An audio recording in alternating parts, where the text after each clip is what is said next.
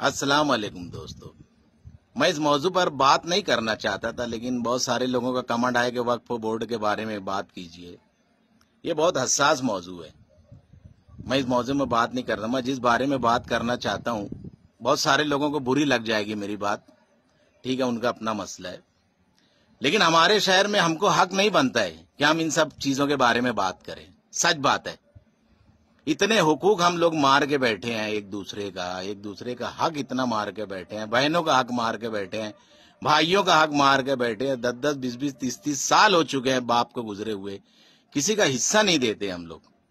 ये शहर की मैं उमूमी बात कर रहा हूँ, किसी एक का नाम नहीं, किसी एक के ऊपर तनकीद नहीं है, ये मैं उमूमी बात कर रहा हूँ।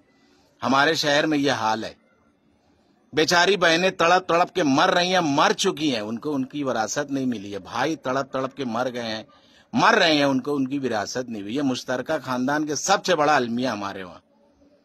कब करेंगे करेंगे करेंगे करेंगे, नहीं करेंगे करेंगे, क्या हमारा ईमान है क्या नहीं है, मैं नहीं समझ पाता हूं इस मामले में।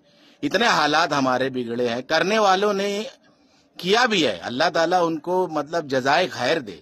बहुत कम फीसद है, 2-4-5% लोग जिन्होंने ईमानदारी से दूसरों का दिया, वरना आम उमूमी बात कर रहा हूं कि बहनें तड़प तड़प के मर गई हैं, मर रही हैं, भाई मर रहे हैं।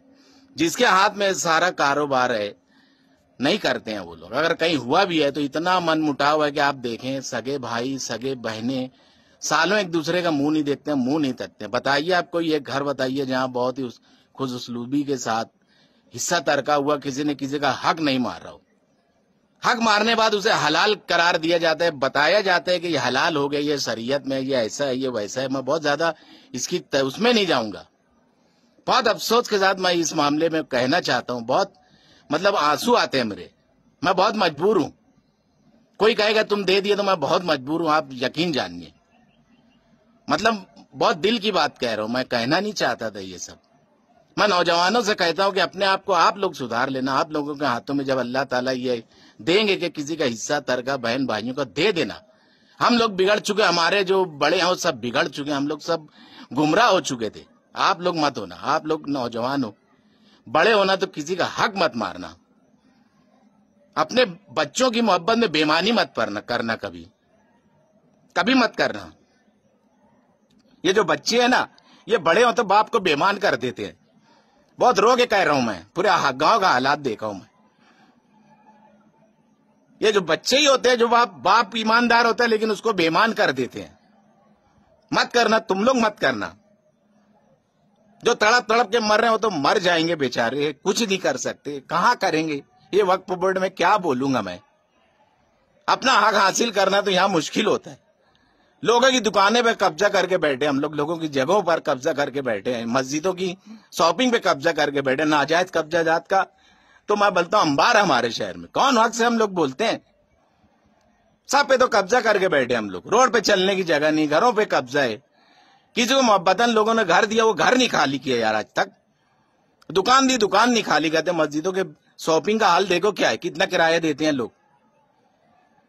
बहनें मरने लगती हैं तो एहसान जता के 2-4 रुपया दे के बोलते तेरा हो गया, जा छुट्टी, भाई को दे के खत्म। बड़े बड़े खानदानों के बच्चे जो नौजवान है दूसरी जगह मजदूरी कर रहे हैं। यह ईमान है हमारा। मैं किया मेरा, मैं किया मेरा।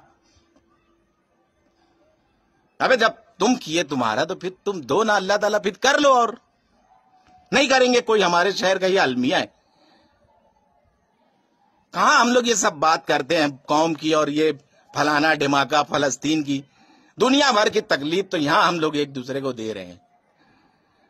नौजवानों से कहता हूं कि अपने आप को तुम लोग सुधार लेना भाई, अपने घरों को सुधारे, अपने माहौल को सुधारो।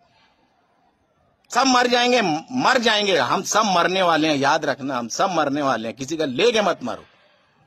दुनिया किसकी हुई है, जो तुम्हारी होगी, मेरी होगी या किसी और की होगी। पैसा हमेशा दूसरों के लिए कमाया जाता है, जमीन हमेशा दूसरों के लिए बचाई जाती है, अपने लिए नहीं रहती। हम तो छोड़ के मरेंगे।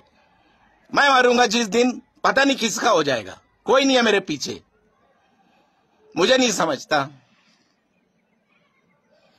तो अपने अंदर इतनी ईमानदारी रखना कि किसी का हक मार के मत मरना।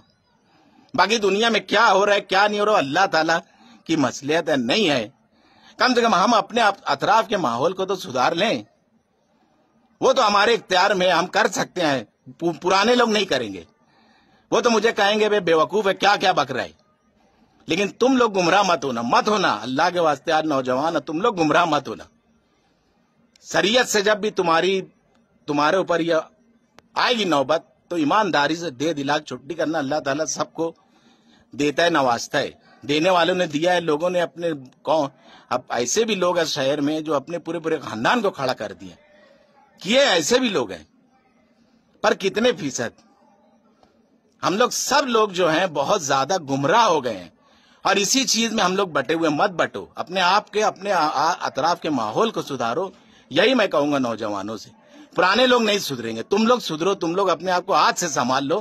آنے والی زندگی تم لوگ کی یعنی میں کیا کہوں، آباد رہے گی، سکون رہے گا. رات کو جب سو گئے تو چین کی نیند سو گئے. کسی کا حق مار کے مت مرنا. بس اتنا ہی کہوں گا میں. باقی کہنے کو تو میں گھنٹہ 2 گھنٹہ اس معاملے میں بول سکتا ہوں، لیکن اب میں نہیں زیادہ بولنا چاہتا ہوں. دعا میں یاد رکھنا اللہ کے واسطے، اور اپنے آپ کو سدھار لو. سب لوگ سدھار لو.